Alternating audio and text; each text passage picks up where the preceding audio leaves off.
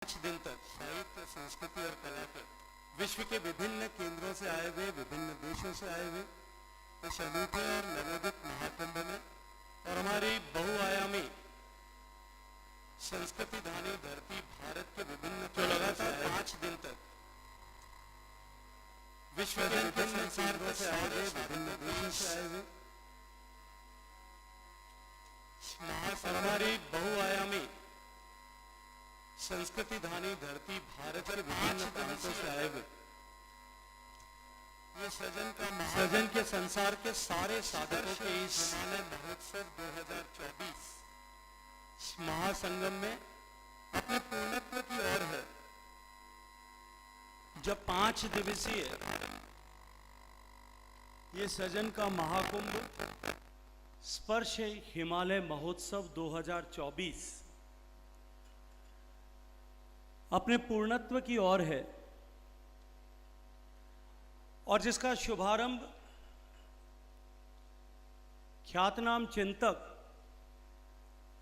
इस देश के पूर्व महामहिम राष्ट्रपति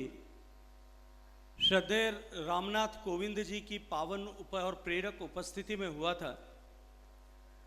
हम सब समापन के शुभ अवसर पर आप सबके बीच में उपस्थित हैं। कार्यक्रम में मंच पर उपस्थित भगवान का वेश धारण करके इस भारत की महान संस्कृति जो सनातन है, और जैसा अनेक विचारकों ने इस बात की कल्पना की है, शायद दुनिया में बहुत सारे लोग वर्तमान में, और वर्तमान में मैं इसलिए कहता हूं कि जब भारत एक बार फिर पूरे विश्व भर में प्रासंगिक हो रहा है, ऐसे समय में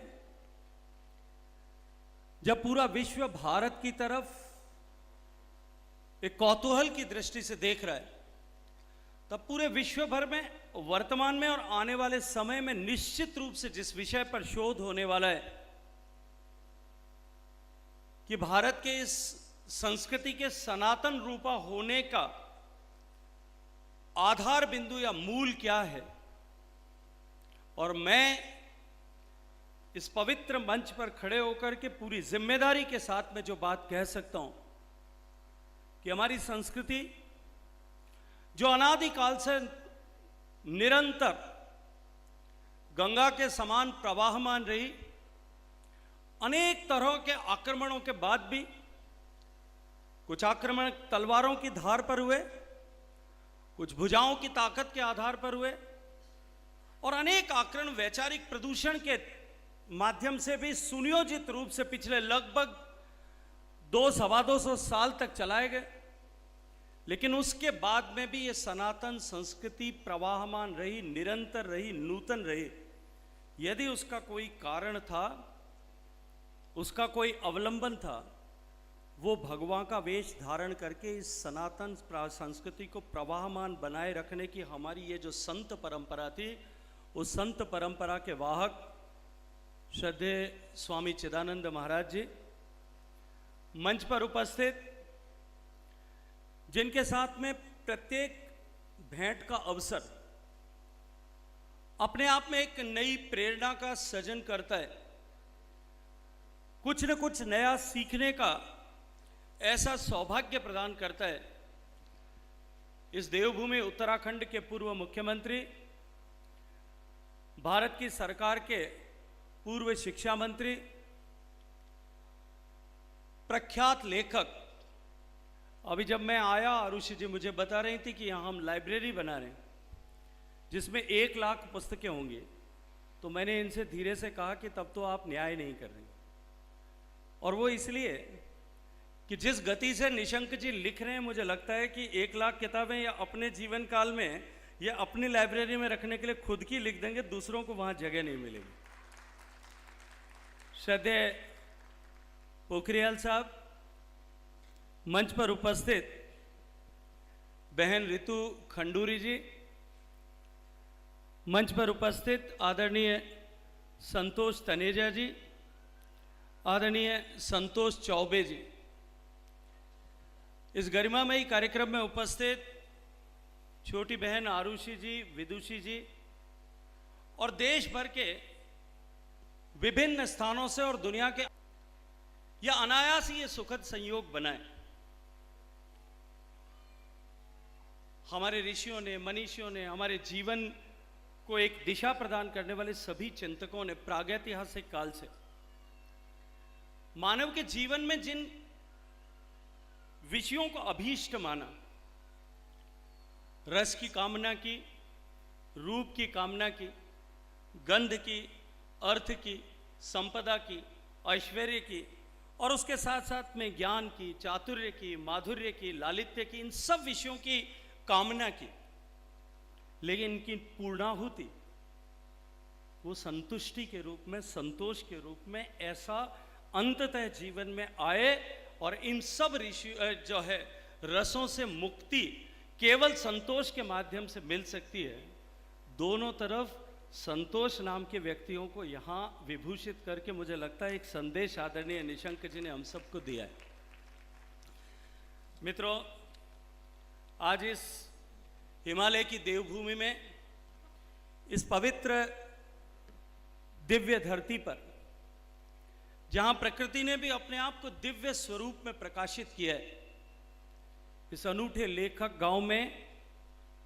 आज हमको जहां संवेद रूप से इस बात की अनुभूति हो रही है कि भारत वर्ष के अमृत काल का उद्घोष हो चुका है, ऐसे इस दिव्य वातावरण में माननीय प्रधानमंत्री जी जब इस बात की चर्चा करते हैं कि हम देश को विकसित बनाएंगे और पूरा विश्व, जब उनके पूरा भारत और भारत के 140 करोड़ लोग जब इस संकल्प के साथ उनके साथ जुटते हैं,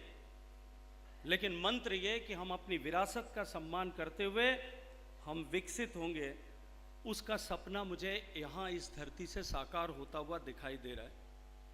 मित्रों, हमारे ऋषियों मनीषियों ने लिखा, महर्षि नाम भृगुरहम गिरामस्य एकम अक्षरम यज्ञानाम जपशो अस्मि स्थावरणम हिमालय। हिमालय की इस पवित्र धरती पर, धरती के लिए गीता में भगवान श्री कृष्ण ने ये श्लोक कहा है और ये श्लोक कहता है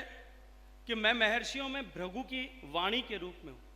मैं महर्षियों में भृगु के रूप में हूँ, वाणी में मैं ओंकार के स्वरूप में हूँ, मैं यज्ञों में जप यज्ञ की तरह और स्थावरों में मैं हिमालय की तरह हूँ। और ये हिमालय की पवित्र धरती से जो इस भारत के चेतना,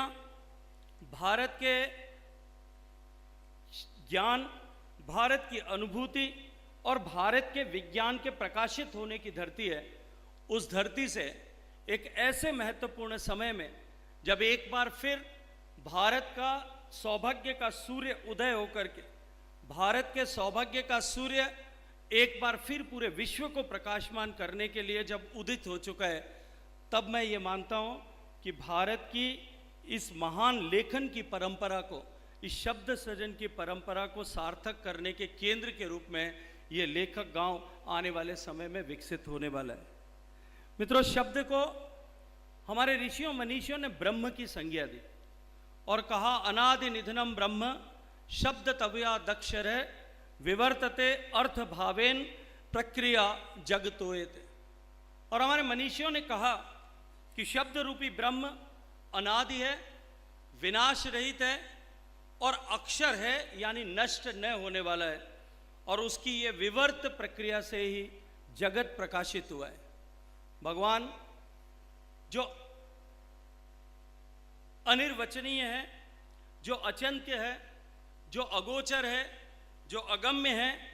ऐसे ईश्वर ने अपने आप को लोगों के सामने प्रकट करने के लिए प्रणव अक्षर का रूप लिया और अक्षर साधना से जुड़े हुए सभी लोग इस महत्वपूर्ण कालखंड में, जब भारत के सौभाग्य का सूर्य जो है उदित हो रहा है, ऐसे समय में सभी लोग यहाँ एकत्रित आए हैं। मैं निशंक जी को इस प्रयास के लिए, इस स्पर्श हिमालय के अनूठे प्रयाण के लिए मैं हृदय पूर्वक शुभकामनाएं देते हुए आपको बहुत सारी बधाई देना चाहता हूँ। भारतीय परंपरा में सृजन का कर्म केवल एक अध्यय व्यवसाय नहीं थी, अपने लिए कुछ अर्जित करने मात्र का जो है मार्ग नहीं था, अपितु वाणी, शब्द, बोध और सृजन की कल्पना हमारे ऋषियों मुनियों ने, हमारे पूर्वजों ने, हमारे चिंतकों ने, हमारे विचारकों ने लोक कल्याण की दृष्टिकोण से की थी। और निश्चित रूप से यहाँ ये प्रारंभ हुआ, ये महायज्ञ निश्चित रूप से भारत की इस लोक कल्याण की परंपरा को आगे बढ़ाने का भी मार्ग प्रशस्त करेगा। रामचरितमानस के पहले श्लोक में गोस्वामी तुलसीदास जी ने लिखा, वर्णानाम अर्थ संघानाम रसानाम छंद सामपि मंगलाम न च कर्तारो वंदे वाणी विनायको। उन्होंने वाणी को विनायक के स्वरूप में माना और उन्होंने वाणी की, माँ सरस्वती की और विनायक की एक साथ अर्चना उस श्लोक के माध्यम, उस छंद के माध्यम से की है। लेखक गांव की इस सुंदर संकल्पना से निश्चित रूप से भारतीय साहित्य का इतिहास और भारतीय साहित्य का भविष्य दोनों ही पुनः समृद्धि को प्राप्त करेंगे। मैं इसके लिए भी आदरणीय निशंक जी को बहुत सारी शुभकामनाएं देना चाहता हूँ। मित्रों, ये देवभूमि महान इतिहासकार, महान लेखक और सुकुमार कवि सुमित्रानंदन पंत की धरती है, जिनको मैंने अपने विश्वविद्यालय काल में पढ़ा। उन गौरपंत शिवानी जी की धरती है, जिनको मैंने अपने विश्वविद्यालय काल में बहुत पढ़ा। ऐसे इलाचंद्र जोशी जी की धरती है और ये धरती निशंक जी की भी धरती है। तो निश्चित रूप से ये धरती लेखनी की दृष्टिकोण से सौभाग्यधानी धरती है। इस धरती को मैं प्रणाम करता हूँ, इस धरती को मैं नमस्कार करता हूँ। मित्रों, इस धरती पर जब ये सृजन का संसार एक बार फिर रचित हुआ है, ये निश्चित ही एक दैवीय कृपा के कारण से इस तरह का प्रेरणास्पद विचार माननीय निशंक जी के मस्तिष्क में उदय हुआ। और जैसा अभी माननीय मंत्री अजय टमटा जी कह रहे थे कि निशंक जी के मन में जो भाव आता है उसे धरातल पर उतारने की इनकी जो महारत है वो निश्चित ही प्रेरक भी है और सीखने के योग्य भी है। इतिहास के पन्नों में जाइए, मैं अभी निशंक जी से बात कर रहा, इतिहास के पन्नों में उठा करके देखिए। अमेरिका में जब मैंने लेखक गांव देखा तो अमेरिका का मुझे राइटर्स विलेज, ग्रीनविच विलेज की याद आई। ग्रीनविच विलेज अमेरिका में न्यूयॉर्क के पास में अर्बन विलेज के नाम से बसाया गया और वो ऐसे लोगों ने बसाया था जो प्रतिक्रियावादी थे। वहाँ की पुरानी संस्कृति, हालांकि अमेरिका के बारे में पुरानी संस्कृति कहा जाए तो थोड़ा हास्यास्पद लगता है,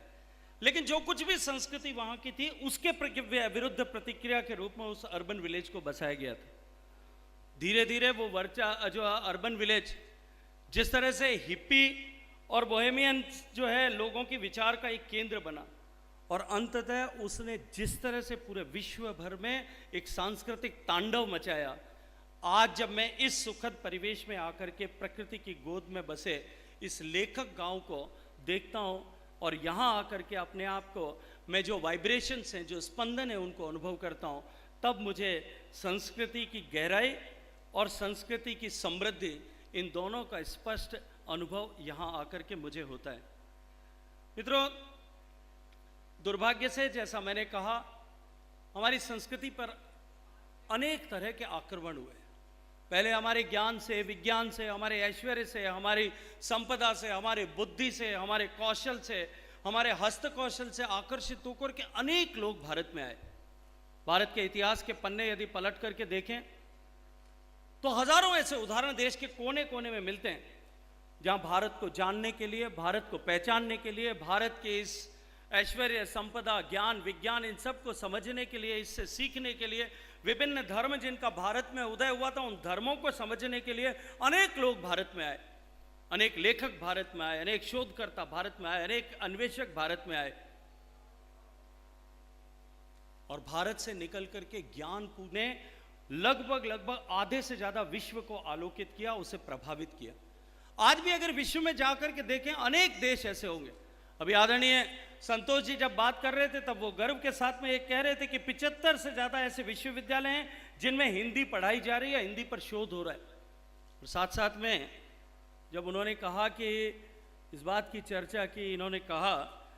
कि हिंदी और भारतीय भाषाओं को लेकर के अवसाद की आवश्यकता नहीं।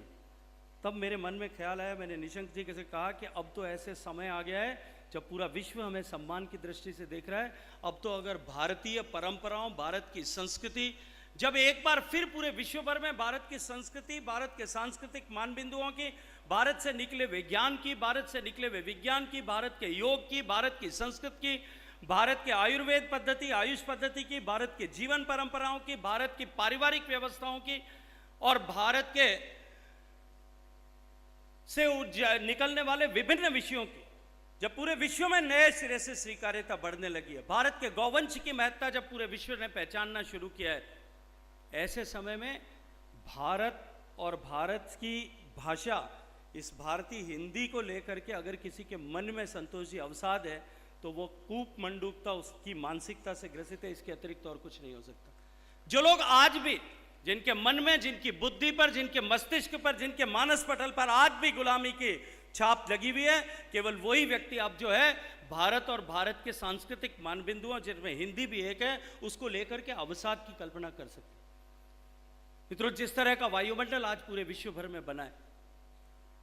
उस महान परिस्थिति से लेकर के धीरे धीरे उन आक्रमणों के चलते हुए जिस तरह की चेष्टाएं कुचेष्टाएं हुई, और जहां से मैंने प्रारंभ किया कि भारत की संस्कृति की ताकत और संस्कृति के संरक्षण करने वाले, इस भगवान का वेश कर धारण करने वाली महान संत परंपरा के चलते हुए जो संस्कृति अक्षुण्ण बनी रही, वो संस्कृति अब एक बार फिर समय का कालचक्र का जो है चक्र पूरा हुआ है, अब वो अधोगति समाप्त करके ऊर्ध्व गति की तरफ बढ़ रही। और जब वो ऊर्ध्व गति की तरफ बढ़ रही, पूरा विश्व भारत की तरफ जब एक संभावनाओं के केंद्र के रूप में देख रहा है, जिस तरह की न्यूनताएं पिछले इतने दशकों में शासन व्यवस्थाओं या बदलते हुए शासकों के चलते हुए रह गई थी, उन न्यूनताओं को पूरा करके जब भारत आर्थिक दृष्टि से, वैज्ञानिक दृष्टि से, सामरिक दृष्टि से समृद्ध होता हुआ दिखाई दे रहा है, और उसकी समृद्धि जब विश्व कल्याण के भाव के साथ में है, तब निश्चित रूप से भारत की इस महान लेखन परंपरा के लिए भी एक नए युग का सूत्रपात हो रहा है। और उस युग के सूत्रपात के समय में जब ये लेखन का लेखक गांव में जब साहित्य और सृजन का महाकुंभ, जब ये स्पर्श हिमालय के शीर्षक के तहत आयोजित हो रहा है, मैं आने वाले समय में एक बहुत सुनहरा भविष्य इस सबको लेकर के देखता हूं। मित्रों, हम जानते हैं कि जिस तरह के आक्रमण हुए, जिस तरह के बौद्धिक रूप से हमें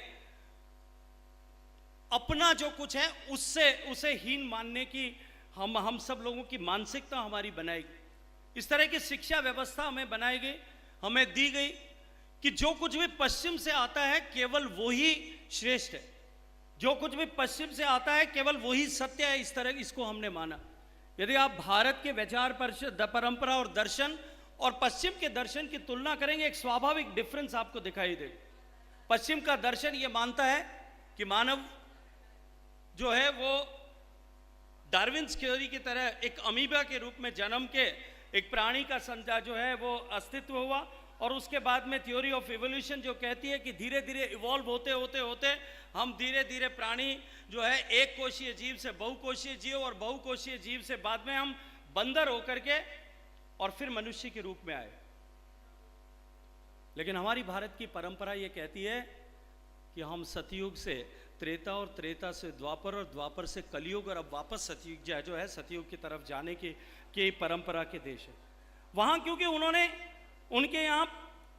पीछे घूम करके अगर वो देखें तो मानव को अपने पीछे जो है वो बंदर दिखाई देते, इसलिए उनके पास पीछे देख करके प्रेरणा लेने के लिए कोई ऐसा विषय नहीं है। और क्योंकि उनकी संस्कृति की आयुष बहुत छोटा है, इसलिए जब वो पीछे घूम करके देखते हैं तो उन्हें कहीं प्रेरणा नहीं दिखाई देती। इसलिए पाश्चात्य दर्शन में जो नया है, जो नूतन है, जो नवीन है, उसको ही प्रणम्य मानने की प्रकल्पना की गई। और उसके साथ साथ में जो नया है, जो नया खोजने वाला है, उस नए खोजने वाले को ही जो है वो पुण्यशाली या उसको प्रतिभाशाली ऐसा माना गया। लेकिन हमारे भारत की दृष्टि या भारत के हमारे दार्शनिकों की दृष्टि ऐसी नहीं थी। हमारे भारतीय दर्शन ये कहता है कि हम सतयुग से क्षरण होते होते त्रेता से क्षरण होकर के द्वापर और द्वापर से बाद में क्षरण होकर के इस कलयुग में प्रवेश किए, और कलयुग में प्रवेश करने के बाद में भी लगातार क्षरण होते हुए अंततः हम सबको प्रेरणा देता है कि हम पीछे घूम करके देखें कि हमें मनुष्य के जीवन के लक्ष्य को प्राप्त करने के लिए वापस जो है सतयुग की तरफ लेकर के जाना है। ये भारतीय दर्शन जो है, उस दर्शन ने एक नई मोड़ अब ली है, जो है अब काल चक्र एक बार घूम करके अपना चक्र पूरा करके भारत के सौभाग्य का सूर्य उदित होकर के लोक कल्याण और विश्व कल्याण के भाव से अब जब हम आगे बढ़ें तो निश्चित रूप से एक सुनहरे भविष्य की तरफ मैं सामने देखता हूं। मित्रों, जिस तरह का परिवर्तन अभी पिछले दशकों में, दशक भर के कालखंड में हुआ, मैं ये तो नहीं कहूंगा इस पवित्र मंच पर खड़े होकर के कि जो कुछ भी भारत ने हासिल किया वो केवल पिछले 10 साल में हासिल किया होगा, लेकिन पिछले 10 साल के कालखंड में जिस गति के साथ में हमने प्रगति की है, उसके कारण से पूरा जगत जो है वो विस्मृत है, चकित है, भारत की तरफ एक कौतूहल की दृष्टि से देख रहा है। उससे पहले भी भारत ने अनेक आयाम स्थापित किए, लेकिन आजादी की लड़ाई के समय में जिन लोगों ने अपने आप को समर्पित कर दिया, जिन लोगों ने अपने आप को इस देश के स्वतंत्रता के यज्ञ में समाहित कर दिया था, हम अगर आज 75 साल बाद में खड़े होकर के देखें और अपने पीछे घूम करके देखें, क्या हम अपने उनके सपनों का भारत बना पाए थे? क्या हम भारत की क्षमताओं के साथ में न्याय कर पाए थे? क्या हम भारत के सामने खड़ी संभावनाओं का दोहन कर पाएंगे तो कर पाए थे? तो निश्चित रूप से कहीं ना कहीं हमारे मन में यह विचार उठेगा और यह विचार पुष्ट होगा कि जो हम भारत के प्रति और भारत की संभावनाओं के प्रति न्याय नहीं कर पाए, वो जो न्यूनताएं रह गई थी, उन न्यूनताओं को पाट करके आज भारत को उस धरातल पर ला करके खड़ा करने में निश्चित रूप से सम्मानीय प्रधानमंत्री नरेंद्र मोदी जी के नेतृत्व में वो कामयाबी मिली है कि आज भारत और भारतवासी असीम ऊर्जा और विश्वास के साथ में भर करके और भारत को विश्व का नेतृत्वकर्ता बनाने की दिशा में आगे बढ़ रहे। अभी हाल ही में मैं एक नोबेल लॉरेट की एक बड़ा आर्टिकल उन्होंने लिखा, उसको पढ़ रहा। उसमें उन्होंने कहा कि दुनिया का जो है वर्ल्ड लीडर बनने के लिए, वर्ल्ड पावर हाउस बनने के लिए किसी देश को किन विषयों की आवश्यकता हो सकती है। उन्होंने कहा कि ऐसी स्थिति, ऐसा मुकाम हासिल करने के लिए उसे इकोनॉमिकली पावरफुल होने की जरूरत है। इकोनॉमिकल पावरफुल होने के दृष्टिकोण से मैं देखूं तो दुनिया में उन्होंने भी कहा कि बहुत सारे उदाहरण दिए, हमारी ऑयल प्रोड्यूसिंग कंट्रीज हैं, टेक्नोलॉजिकल कंपनीज हैं, जिनकी पर कैपिटा इनकम शायद दुनिया में सबसे ज़्यादा है, लेकिन वो देश जो है कभी भी वो ग्लोबल लीडर्स नहीं बन सकते, पावर हाउस नहीं बन सकते। उससे आगे बढ़ करके उन्होंने कहा कि उसके लिए दूसरी आवश्यकता अगर कोई है तो वो टेक्नोलॉजी की प्रोग्रेस अगर आए, उसकी आवश्यकता है। लेकिन दुनिया का मानचित्र उठा करके देखिए, तकनीकी की प्रोग्रेस बहुत सारे देशों के पास में होगी। ताइवान एक उदाहरण है जो टेक्नोलॉजी की कैपिटल पूरे दुनिया की है, लेकिन वो ग्लोबल लीडर कभी नहीं हो सकता। उससे आगे तीसरा विषय जो उन्होंने कहा कि तीसरी ताकत है सामरिक ताकत। सामरिक ताकत किसी देश के लिए निश्चित रूप से आवश्यक है, लेकिन सामरिक ताकत के आधार पर विश्व का नेतृत्व करता नहीं बना जा सकता। इजराइल हम सब के सामने, और जिस तरह से रशिया और यूक्रेन के युद्ध के बाद में अब ग्लोबल सिनेरियो बदल गया है, पर्सपेक्टिव बदल गया है, दृष्टिकोण बदल गया है युद्ध को देखने का। उसके बाद में केवल सामरिक ताकत के आधार पर कोई देश जो है वो विश्व का नेतृत्व करता नहीं बन सकता। अगर भारत के परिप्रेक्ष्य में देखें, हमने आर्थिक दृष्टि से प्रगति की है, हम दुनिया की तीसरी बड़ी अर्थव्यवस्था बनने की दिशा में आगे बढ़ रहे हैं। अगर मैं तकनीकी के दृष्टिकोण से देखूं, भारत की मेधा शक्ति के चलते हुए जो किसी जमाने में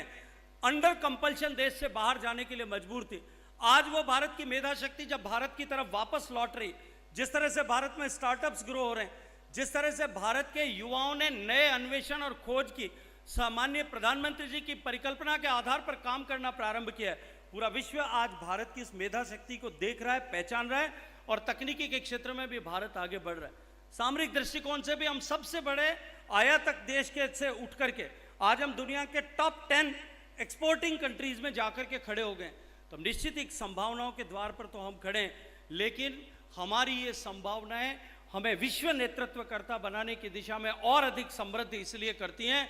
कि हमारे पास में जो सांस्कृतिक ताकत है, जो कल्चरल प्रोग्रेस हमारे पास में, उस नोबेल लॉरेट में भी लिखा कि चौथी चीज जो संपूर्णता और समग्रता को अगर दे सकती है तो वो कल्चरल पावर है, और वो केवल और केवल भारत के पास में।